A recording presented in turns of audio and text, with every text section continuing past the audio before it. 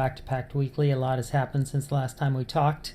If you've been watching the news or YouTube, you recognize there's a whole lot of injustices that have recently surfaced in the West and caused nationwide protests. But that's not news to you because many of you live in countries that injustices happen all the time. And it's interesting that the Lord says there's 3 things that He requires of us as people: to do justly, to love mercy, and to walk humbly with our God.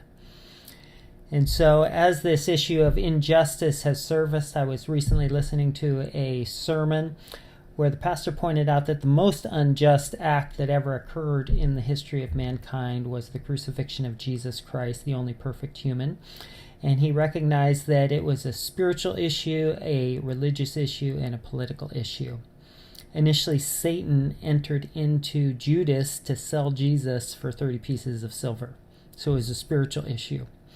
He was then given over to the religious leaders, so it became a religious issue, and they were unjust toward Jesus. And then the political leaders sentenced him to be crucified, and they took part in the injustice as well.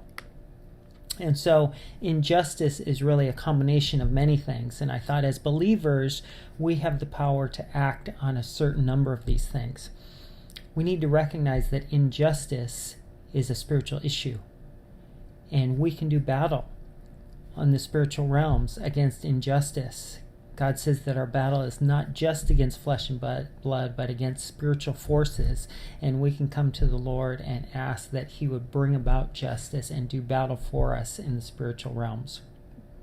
Another thing we can do as believers in order to do justly is sometimes we recognize that there's people in power that are misusing their power, and there's people that are being oppressed by that misuse of power. But we kind of see ourselves as innocent bystanders in the middle. Maybe we're not so innocent bystanders. Maybe we have a role to play in the middle because there's people that are less privileged than we are.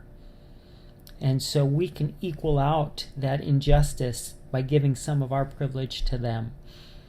And so my call to us as PAC staff is to seek out opportunities this week to serve those that are less privileged than you, to specifically seek out the poor and the oppressed and the needy, those with less than we have, and serve them as a means of equalizing the inequalities of this life and bringing about justice and doing justice. And so I'm challenging myself to do this as well as challenging you to do this, that we might play a small part in doing justice and loving mercy and walking humbly with our God.